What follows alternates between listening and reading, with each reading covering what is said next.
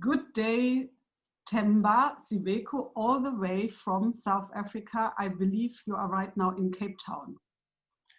Good morning, Roberta. Yes, I am, and good morning to your participants, the virtual participants of your fantastic festival for Zimbabwe. Thank you very much, and thank you very much for coming online to have a conversation with the European Film Festival Zimbabwe 2020 edition. We are very fortunate and lucky to be talking to you. We wanted to invite you physically to Zimbabwe this year, but thanks to Corona, we are now meeting virtually, all the way from Germany via South Africa, going back to Zimbabwe. But next year, I think we will meet physically in Zimbabwe. Thank you. I appreciate it, and I welcome the invitation. I'm well overdue to come to Zimbabwe and see what's going on with the local film and TV industry. Perfect. Since I have read your profile, I know a lot of things about you, but Zimbabwe might not know so much who you are. Is it possible for me to ask you to give a small introduction of who you are and what you are doing in Cape Town? So as a native of this beautiful country, I was an expat for well over many decades because of my parents were in the liberation struggle. And subsequently, I came home in '97, and then in 2002, I was headhunted to set up the Gauteng Film Commission, which is I guess the second film commission in South Africa after Cape Town. And then let's fast forward to 2005. After my tenure there, I went back into the consultancy and into producing. In the interim of doing the Gauteng Film Commission, I of course got to interact with quite a few Zimbabwean filmmakers, also through the Sitengi Film Festival, which was unfortunately no more. But that was my interaction, albeit limited at that time. And then, as subsequent to that, I've been, doing content. And the last several years, I've kind of migrated into the small screen.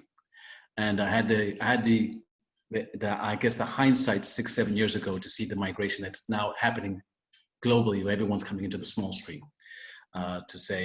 Suffice to say that I feel vindicated. But yeah, so I cut my teeth in New York City as a PA in 1989. And then got into music videos and sports inserts, and then I got into the independent cinema scene and ended up working for a number of people, including Danny Glover, Bill Duke. I worked with Joe Morton, Isaac Hayes, Oscar winner Isaac Hayes, Ruby Dee, just to name a few. Those are the people, the kind of the celestial, in the constellation of Black Hollywood. So, and then I of course have had that experience and brought it back home. And Cape Town is now my home, and I wanted to challenge myself, and I felt like it was time for me to get out of my comfort zone and find new territory, and hence why I'm in Cape Town, to kind of shake things up for myself and help the local industry. Wow, that is a lot. I have probably 20 questions just from that introduction. That's okay. An amazing CV you have. That sounds like almost 20 years in the industry experience. Well, that's 30. We count 1989. You don't look that old, so I was trying to be safe for 20 years. Okay. Well, the gray beard gives it away. So yes. Yeah. So I would like to ask a little bit more about your time as the CEO, heading the Gauteng Film Commission.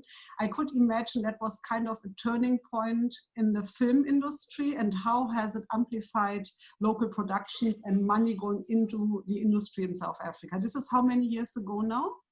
This is now about 16 years ago, 15 years ago. Mm-hmm. I'd say when it really started to birth was about 16 years ago. It was 18 years ago when I was headhunted. So, I mean, I basically, when it was, the intervention was much needed, but it had a couple of false starts.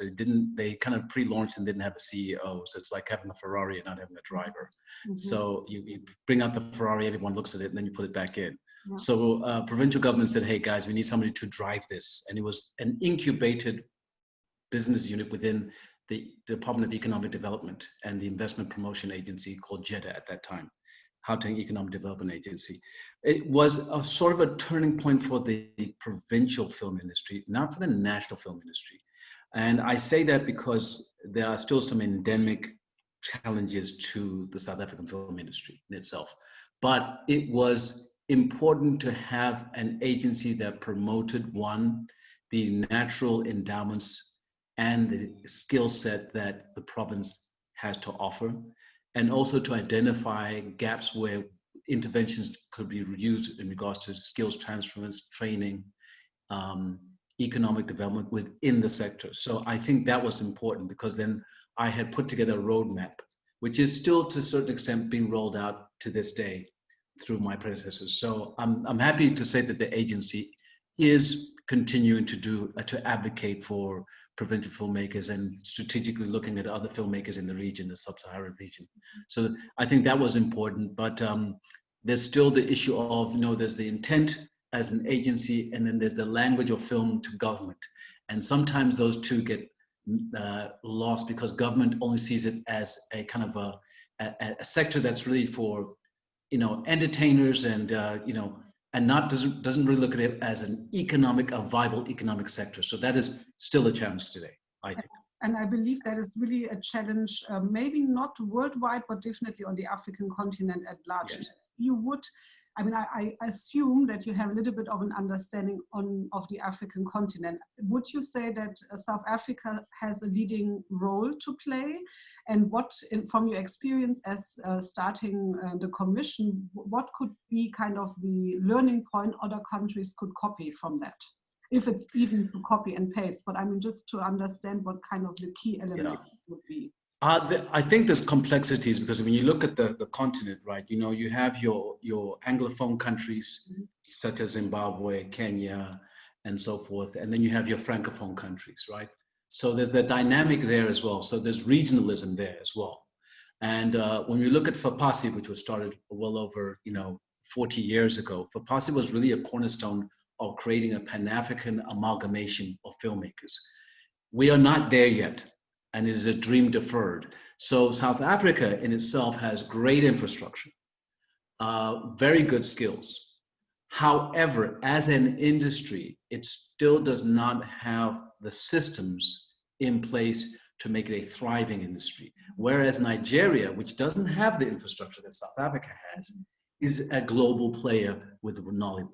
So let's just look at those dynamics. So I think what Africans can learn is that, and South Africans, is not so much to take the lead, but to be strategic in building capacity and identifying where there's mutually beneficial projects and mutually beneficial vision, which was kind of embraced by FAPASI, and bring that forward into the 21st century and say, okay, how do we look towards making sure we align ourselves using the strength of what South Africa has to offer the rest of the continent?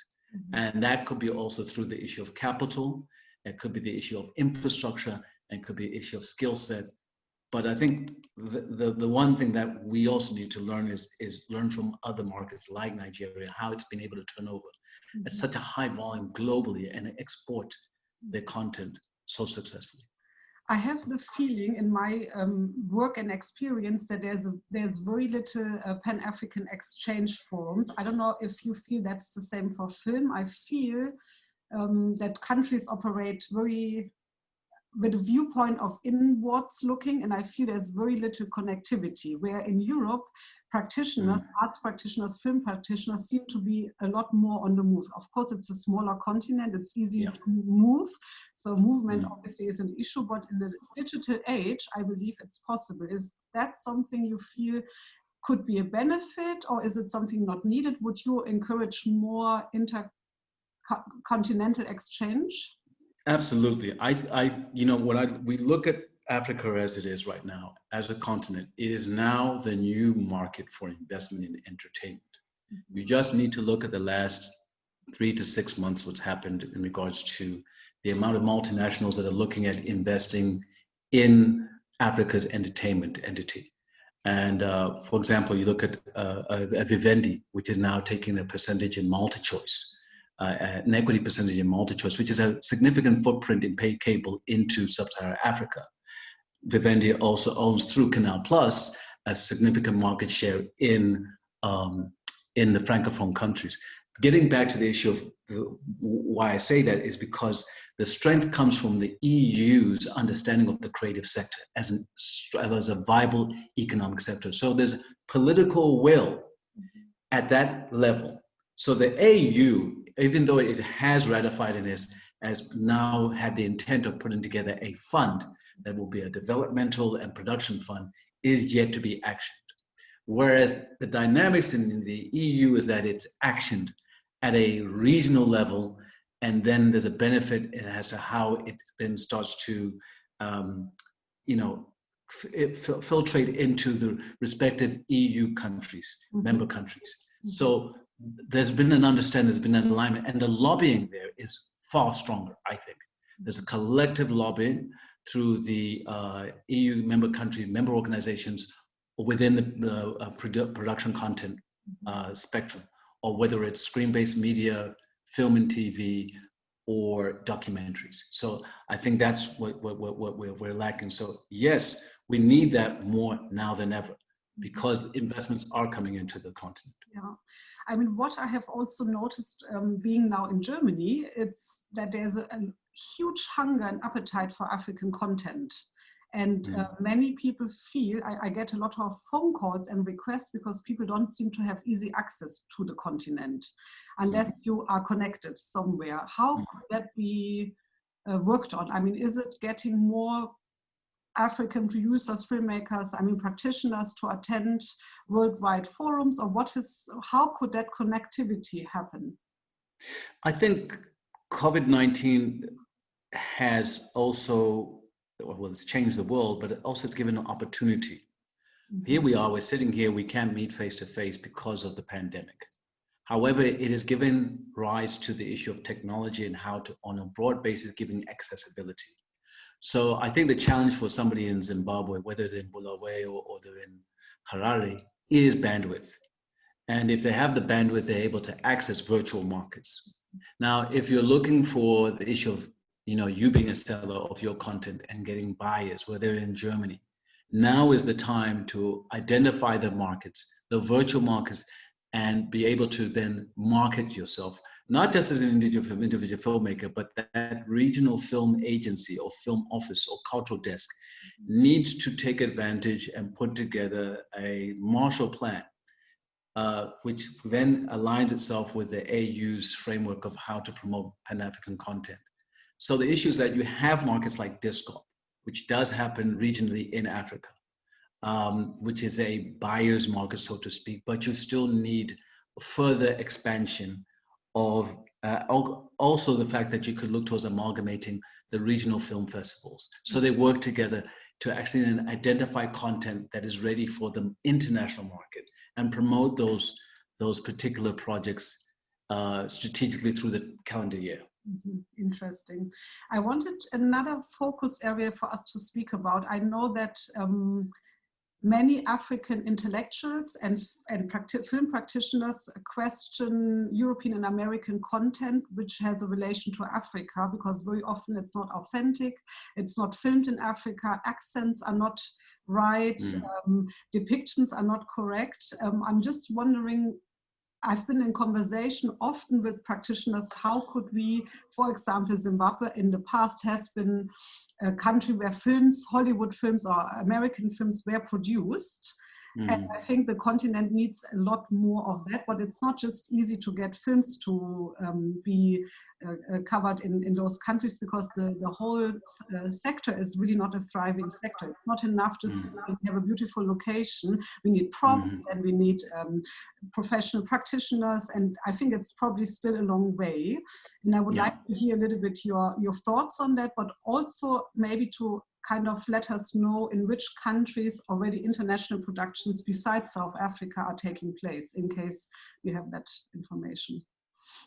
Yeah, I mean, listen, from my own personal experience now, I was intrinsically involved in Hotel Rwanda. And, when I got the script at the Toronto International Film Festival, that was coming from Hollywood. And what was of interest at that time is that the protagonist in this was not put in a negative light. However, we understood that a lot of the money was international money. So the casting for that was casting an African American, because that was a commercial decision that the producers were looking at from the standpoint of how they could get box office pull. And ultimately they went with that. Now it can cut both ways, Roberta, because your casting is very key. It can either be authentic if the actors are good and the casting is good, or it could be not authentic. However, that being said, there's an argument for the issue of authenticity when you're making your own stories. So I also say from that standpoint, if you're going to go and make a story about King Moshoeshoe, there's no reason why you can't then cast a local actor for that, for the sake of authenticity. If it's your money, your funding, then you have control. That makes you an independent, because ultimately you have that decision. If it's a commercial decision and if the enterprise is mass distribution globally, then the dynamics change. And either you're going to accept it or you're not. And so if you don't, then it's rather than go out there and make your authentic story for your authentic voice. So there are countries where, for example, you look at Mauritius, which is a thriving market right now. Well, I wouldn't say thriving, it's growing, because Mauritius is hungry to get international content in there. Whether they shoot Mauritius for Mauritius or elsewhere depends on the script. And then you have Morocco, which has always been kind of a player in international productions from the days of Star Wars in the mid-70s. The film sets for Star Wars are still there. And then you have Kenya to a certain extent, and they've had more of a niche in the wildlife and savanna backdrop. And then Botswana to a certain extent, to a limited extent as well. And then Namibia as well, which, people are kind of driven by location from that standpoint. So those are the markets where, it really depends on the producer. If you're going there and you're using the location as a scene, as an authentic scene, it's Namibia for Namibia, then I understand. But if it's Namibia and it's supposed to be the Mars, it's a science fiction movie, then that's for you to determine. The issue is that these regions do have incentives and have film commissions, and so whether or not to identify and see whether or not it makes sense for your project to work in those regions outside of South Africa. Very interesting.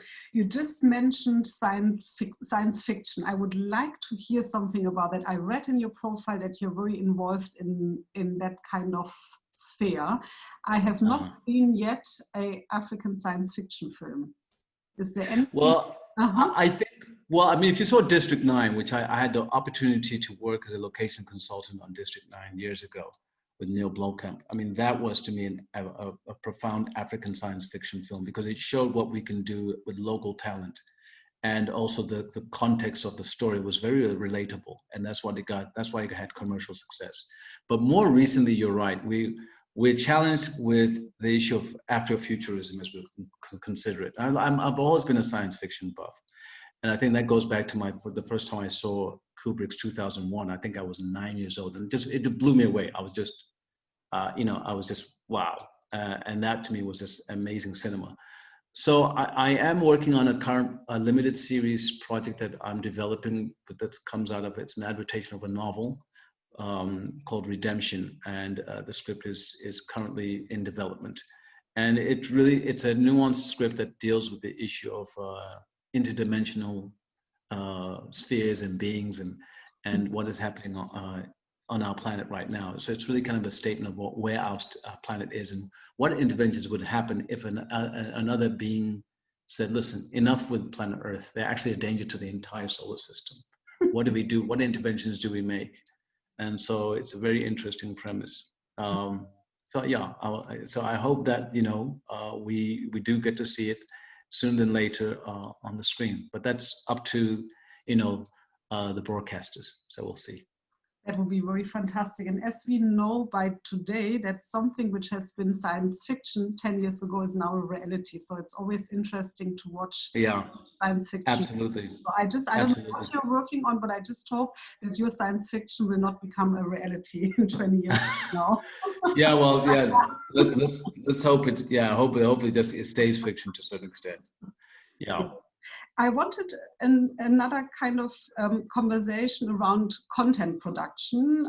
Yes. I have always had conversations with film practitioners in Zimbabwe creating content, and very often I feel that filmmakers in Zimbabwe feel that their own stories are not relevant or interesting, because having a global viewpoint, very often, I mean, I'm thinking of you also producing, you know, music videos. When I look at music videos from Zimbabwe or from the African continent, it's very much lean towards the American story. And in a way, I challenged that. I had a conversation with somebody from Uganda who then said, but you know, we are looking at just being as good. So it's actually our way of kind of saying we can match up the same level. And that's why it looks so maybe American. I always feel, why is it not that we feel that this is really high level, but an African story to it? But maybe that is old-fashioned thinking. I don't know. I would like to hear your input there.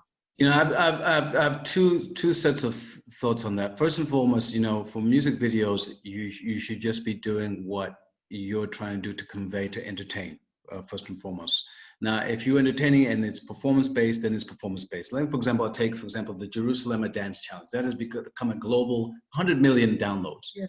That's an example of now taking a South African music video from a guy who's 25 years old from Limpopo province, who is now a global sensation. We live in the most interesting times because of technology. Now, all of a sudden, this dance craze has gone global. So that's authentic to me. But if you're a guy in Zim and you want to get a mansion, you want to get Mercedes, and you want to get Rolls, and you want to be Americanized, then that's on you, ultimately, because that's on you. Whereas on the flip side, you have something like Jerusalem that is authentic, and people love it because of all the authenticity. So I look at Nigerian videos, and I love the Nigerian videos because they are high-end. They'll shoot it on high definition or 4K camera whatsoever. The editing is excellent, but ultimately there's authenticity, because whether they're shooting it in, you know, in Lagos or Abuja or whatever, there's authenticity in the music and in the costume and the set design, or whether it's from Tanzania. So I think the issue comes back to the issue of authenticity. It's ultimately your decision, but I think also as music videos go right now, they're getting better in Africa. I think right now is just to keep to trying to be original in what you're doing. As far as music videos, and there's so many apps right now that you can use that, you know, and you know, with a camera phone now, you don't really need, I mean, I have, you know, a smartphone, and if it's got 1080 HD, you're good to go. You know, you don't need to, I mean, let's put it this way, I'm not trying to sell Apple, but Apple is putting out its Apple 12 Pro, which is specifically marketed to filmmakers. For me, that's a significant move for Apple to come back to what they know works. Steve Jobs impacted on the film industry through Final Cut Pro and then the iPhone. And filmmakers have been shooting on iPhones. And now I think they've come back to what they know works and to market and get more market shares. And why not to the filmmaker? So, you know, if you're going to get if you want great content, you think of, oh my God, do I have the budgets? Well, if you've got you know, an iPhone that's less than 15,000 Rand, to shoot on 4K res, that's half the challenge right there. Now go get your story, and then get your you know, a decent software for your editing. Yeah. I think as we are speaking in Zimbabwe currently, there is a masterclass happening. It's about understanding your frame, and the masterclass is facilitated by AK Themba. AK Themba is a Ugandan filmmaker living in Belgium who has been part of the props and arts department of Queen of Katwe, which was done in Uganda. And in his masterclass, he kind of exactly says what you are saying. I mean, there should not be any excuses anymore, because it's nobody is saying money is not important. You all know it's important. No. If you don't have money as a filmmaker or a film practitioner, do you stop being creative? No, you don't. You don't. And I mean, they all have cameras. Everyone has now, I mean, I have not seen a film practitioner in Zimbabwe, okay, I don't know, but without a mobile phone. And I mean, there are award-winning films which have been done on a mobile phone. Correct. Which put the word. So I feel that is maybe something we can encourage filmmakers to think in that way. And I think more and more content is coming from mobile phones. It's possible. Absolutely. And I think YouTube is a great platform for absorbing those free workshops. I say that to the Zimbabwean filmmakers: if you've got bandwidth, get on YouTube. Start to understand how, you know, as Simba's talking about framing, the issue of your lens plot, how you block, all those things are free on YouTube. And I saw that recently on CNN, these kids, I think they're from the Congo, who've been replicating action sequences, and Netflix ended up saying, well, Will Smith saw their work, and then Netflix saw their work and sent them equipment, encouraging them. These kids, I think the oldest one was maybe 16 years old, and that's just tells you these are kids who are doing this in the township with very rudimental, crude film equipment, but they got the attention of Hollywood. So to me, that is a testament to saying where there's a will, there's a way. Where there is a will, there is a way. That would normally define our ending, because that's such a beautiful saying, but I still have more questions for you. So we have to do a little bit more. Oh, you want me to repeat that at the end? I can do it again. You can always edit this for your viewers. I wanted to, this is maybe more a personal question. I know that you have been living many years in the United States, so I sound very American in a way. How has it been for you, maybe as Themba, not necessarily as a film practitioner, as a producer, coming back home and having lived so many years abroad? I mean, now you're more a global citizen, I believe. And once you have been a global citizen, you know, maybe you're never anywhere home, I don't know. But I have a few, I would like to hear how you felt coming back to your roots. I think, you know, after 34 years of exile, not self-imposed, but because of the political dynamics of what was going on in this country, there was a sense of completion in the fact that I was able to make it home. There's so many people, and Zimbabweans can relate to this. You know, the liberation struggle, it is very difficult, hence why it's called the struggle. So I was a sense of relief and completion in me coming home. However, that being said, there's the paradox of, you know, are you being accepted as who you are when you come home? Because now you have the accent and so forth, and are you looked on at the same optics as somebody who has grown up here for the last 34 years when I first came home over 20 years ago? So it never really conflicted me. I had interest because I took anthropology and sociology. So I always took a perspective of looking at myself somewhat objectively in the situation of saying, can people really empathize with what has happened for us as a people? So personally for me, I'm Themba SIBEKO, who is you know, a filmmaker from here, from South Africa, from Tanzania, who loves being here and thrives on that. But I'm also Themba, who lived in New York for 25 years. And there's a home away from home. So I still have those roots. Which are, you know, those are significant roots, which I've used in my career to my advantage as well. Even though this is a smaller pond, the South African film industry, I've tried to, you know, to nurture relationships and to build bridges between my industry here now, as somebody who's been, you know, in the industry for quite some while, and also like-minded people there and elsewhere, not just the United States, but primarily there. So I pretty much I don't make excuses for who I am. What you see is what you get, especially at my age. Yes, there's nothing to lose anymore. No, it's just to gain. Yeah, no, I think it's really interesting because I feel once people in the creative sector position them globally, it comes with a lot of advantages, more than disadvantages. You see the world differently, you're able to connect, you're able to utilize your knowledge, but also I would assume you being a South African going back to the United States, that's an advantage. I mean, that is, okay, can I say sexy? Or, I mean, in a way, I mean, the African continent is becoming really... Yeah, no, I think there's, you know, you do get the sense that sometimes people look at you with rose-colored glasses when you come back to the States. When I go back to New York, when I want to visit my friend, it's like, oh, wow, you're back from the continent, so to speak. But I'd say the reception is less of that when you're in Europe, because I just think the sense of understanding and having a sense of the world is much better there. Whereas Americans are kind of, you know, they'll sit up and say, hey, man, you know, oh, you're coming from Africa. Do you know John in Kenya? I'm like, okay. Silence. So, yeah. So yeah, but most of my friends, most of my circle, I don't have that. I don't get that. But you know, if you go outside of New York, out of that bubble in New York, then it's a little bit of a challenge. And I'm sure you've seen on CNN and Al Jazeera.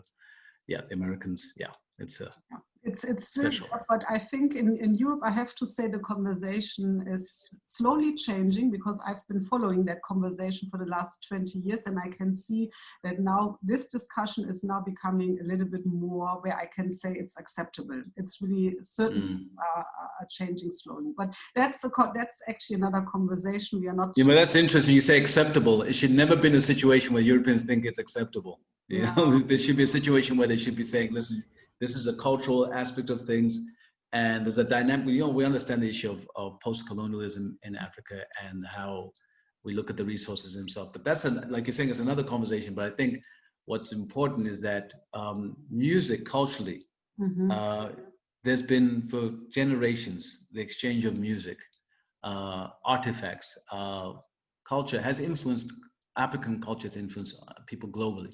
Has influenced Picasso, who has taken African art and made it his own and embraced it. So is that cultural appropriation? Yes, to a certain extent it is.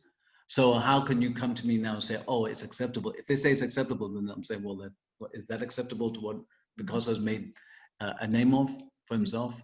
Or somebody like, you know, the man who wrote Count of Monte Cristo and his African roots. And so Europe has got so much influence from the continent over the past centuries. So it's interesting that we're kind of having that conversation.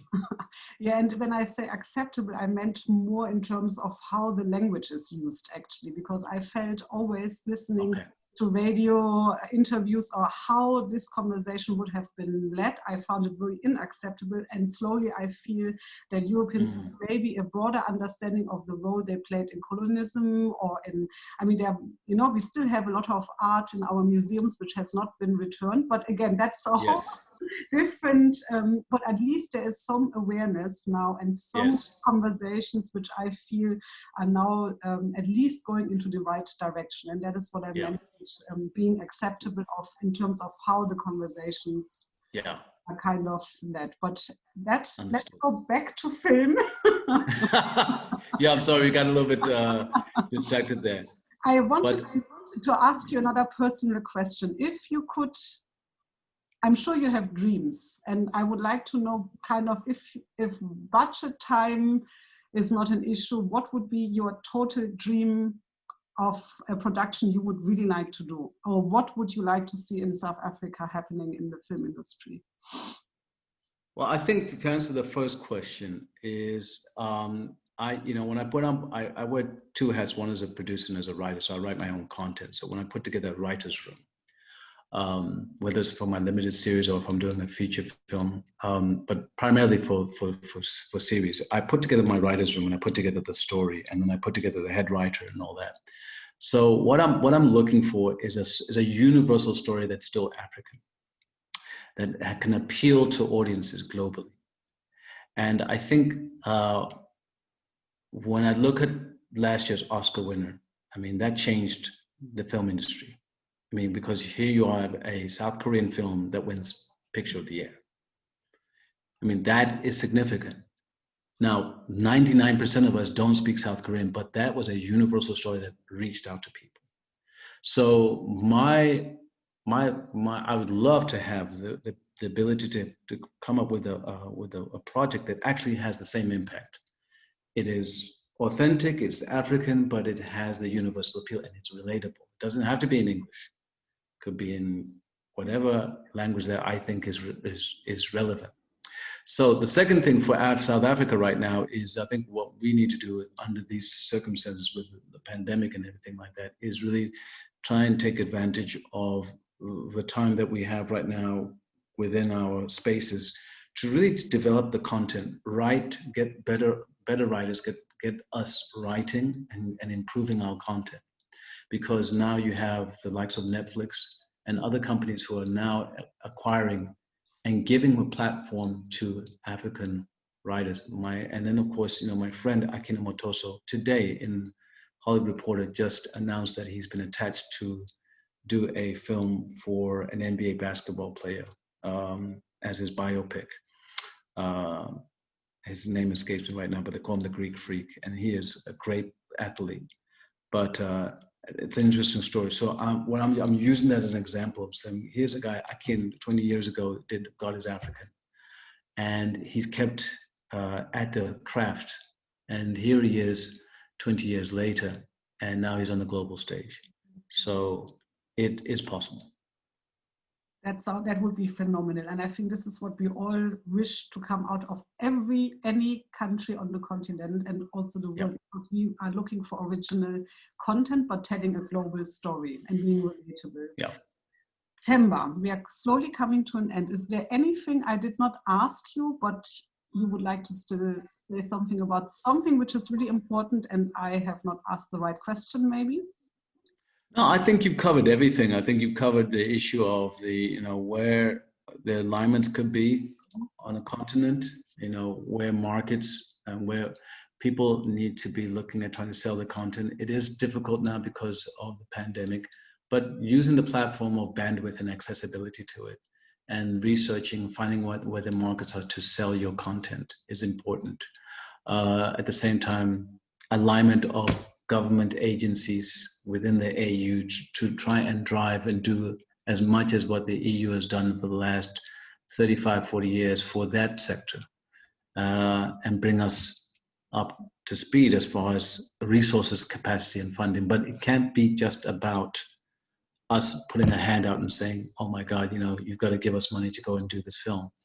I think it's a two-way street. You need to go in there, you need to put some skin in the game, as they say, and make whatever film you're going to make, even if it's a proof of concept, whatever, and try and get it out there so it gets noticed. And do you have any last words for our Zimbabwean practitioners who are now watching us having a conversation? Yeah, I mean, I think for Zim, what I'd like to see is a lot more of alignment with South Africa and the SADC region as well. The SADC region is a trade zone for across sectors. So what I would like to see is Zimbabwe become more active along with the other SADC region members towards exchanging and looking at co-productions, informal, otherwise, in regards to content.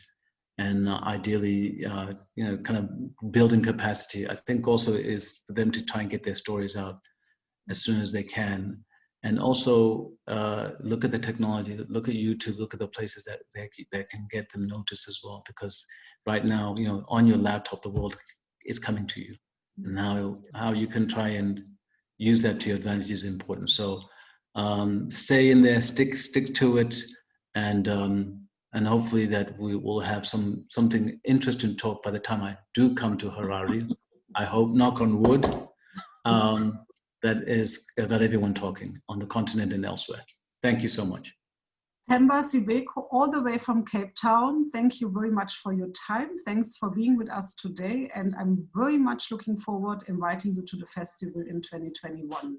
Thank you very much for all your insights. Thank you, Roberta. Stories and your broad answers and your personal notes. So thank you very much for your openness.